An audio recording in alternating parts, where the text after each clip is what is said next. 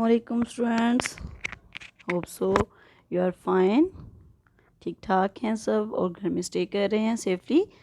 तो आपका class science में वेलकम है। यूनिट नंबर 5 हम पढ़ रहे हैं। आज इसका लेक्चर नंबर 8 है जी। तो लेक्चर का नाम है energy changes in a chemical reaction. Lecture का टॉपिक हमारे पास क्या है? Energy changes in a chemical reaction. तो उससे पहले हम एक छोटा सा लॉ याद कर लें जो हमने पहले पढ़ा था। उस लॉ में क्या था भला जी? तो वो लॉ क्या था हमारे पास लॉ था कि हम एनर्जी को ना तो बना सकते हैं ना ही ख़त्म कर सकते हैं, बिल्कुल।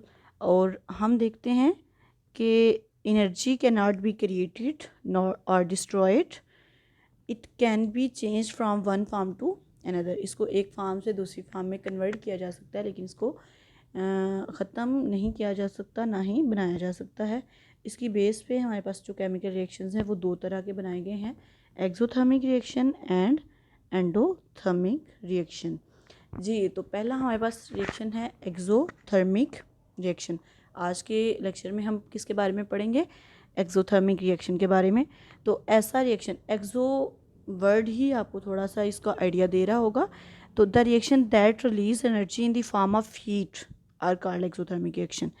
एक ऐसा रिएक्शन जो जब अकर होगा तो अपने अंदर से इन द फॉर्म ऑफ हीट क्या निकालेगा? एनर्जी निकालेगा। उस रिएक्शन को हम क्या कहते हैं? Exothermic reaction. एक्सो का मीन जो है वो आपके सामने है कि गो आउट निकलना, या एग्जिट। एग्जिट और गो आउट दोनों के मीनिंग क्या है? निकलने के हैं। तो हमारे पास एक्सोथर्मिक रिएक्शन जो है उसका मीन होता है गो आउट या एग्जिट, और थम का मीन होता है हीट। तो दोनों को मिला के exit heat, go out heat, मतलब कि हीट बाहर निकलती है, या हीट के बाहर निकलने का जो प्रोसेस है वो क्या है हमारे पास? बिल्कुल, वो हमारे पास है एक्सोथर्मिक रिएक्शन जी। तो एक्सोथर्मिक रिएक्शन जब हम हो रहे होते हैं तो एक्सोथर्मिक रिएक्शन में चंद चेंजेस जो आते हैं वो हम देखते हैं क्या होते हैं कि सबसे पहले तो जब हीट जो है वो रिलीज़ होती है इर्द गिर्द सराउंडिंग में, जो ये जो है वो जब ये रिएक्शन होता है तो अपने अंदर से हीट को रिलीज़ करता है सराउंडिंग में। ये सराउंडिंग में अपनी हीट को क्या करता है?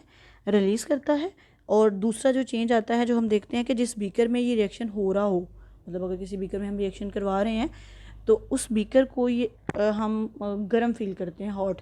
आपको एक सिंपल सी एग्जांपल देती हूँ, एक घरेलू सी एग्जांपल है।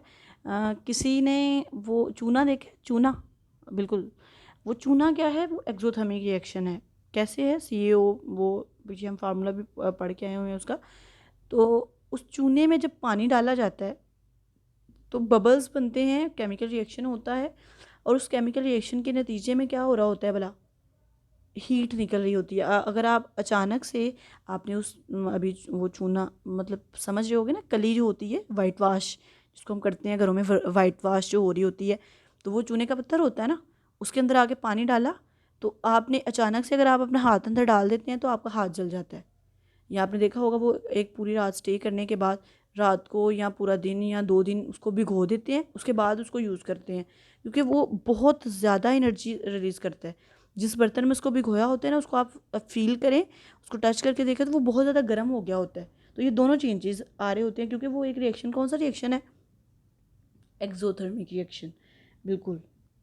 तो इसकी एग्जांपल हम देखेंगे कि इसको शो करने के लिए हम क्या करते हैं कि हमेशा जो उसका राइट हैंड साइड होती है, मतलब प्रोडक्ट वाली साइड होती है, उसके साथ प्लस हीट लगाते हैं। मतलब हमारे पास प्रोडक्ट में एक तो जो प्रोडक्ट बन रही है रिएक्शन के दौरान वो आ रही है, और दूसरा हमारे पास क्या आ रहा है उसका? एक हीट जो है वो एज अ बाय प्रोडक्ट या एज अ प्रोडक्ट ही समझ लें, वो भी आ रही होती है। जैसे कार्बन और ऑक्सीजन मिलते हैं तो कार्बन डाइऑक्साइड बनती है और साथ में हीट। बिल्कुल, हम देखते हैं कार्बन, कोल, जितने भी फ्यूल्स हैं हमारे पास, ये सारे जब बर्न होते हैं तो उनके बर्न होने से हमारे पास क्या आ रही होती है? कार्बन डाइऑक्साइड बन रही होती है, गैस बन रही होती है, साथ में हीट होती है। मीथेन गैस जो हम यूज़ करते हैं घरों में, या दूसरी जो गैस, सुई गैस जो होती है, जब वो ऑक्सीजन के साथ मिलती है तो फिर वो भी कार्बन डाइऑक्साइड रिलीज़ करती है, वाटर रिलीज़ करती है, और साथ में क्या रिलीज़ करती है? हीट जो है वो रिलीज़ कर रही होती है। तो हमारे पास ये है कि हमारी लाइफ में एक्सोथर्मिक रिएक्शन की इम्पोर्टेंस क्या है डेली लाइफ में, क्या इम्पोर्टेंस है, क्यों ज़रूरी है ये। तो देखिए रेस्पिरेशन एक्सोथर्मिक रिएक्शन है, रेस्पिरेशन से भी हीट निकल रही है, जिसमें जो है वो हमारे कार्बन और हाइड्रोजन के मालिक्यूल्स के बांड टूटते हैं और बॉडी में एनर्जी रिलीज़ करते हैं। बर्निंग ऑफ फ्यूल्स हैं, जैसे पेट्रोल है, वुड है, कोल है, ये सारे एक्सोथर्मिक रिएक्शन है। तो क्या ये हमारी डेली लाइफ में इंपॉर्टेंट नहीं है? देखिए ये हमारी डेली लाइफ के काम है, जिनको हम रूटीनली यूज़ कर रहे होते हैं। उसके बाद है जो हॉट पैक्स हम बना रहे होते हैं, there are certain chemicals hot packs बनाने के लिए यूज़ होते हैं। या फायरवर्क्स जो है, फायरवर्क्स या हॉट पैक्स, आपको क्या बताऊं। अच्छा वो देखिए ना, हॉट पैक्स जब बनाते हैं, फायरवर्क्स होता है जितने भी किस्म का, उसमें डिफरेंट केमिकल यूज़ होते हैं। तो जब हम आग जलाते हैं तो हमने थोड़ा सा जस्ट माइनर सा रिगल दिया है उसको, मतलब हमने थोड़ी सी हीट दी है और फ़ौरन से उसका रिएक्शन क्या है हमारे पास, कि बहुत ज़्यादा हीट जो है वो रिलीज़ होती है। इसका जो ये जो अनार चलाते हैं उसका एक सिंपल एग्जांपल यही है कि वो देखें उससे कितनी ज़्यादा हीट एनर्जी जो है वो निकल रही होती है। होप सो कि आप सबको इसका आइडिया क्लियर हो गया होगा। तो शुक्रिया, थैंक यू, अल्लाह हाफिज़।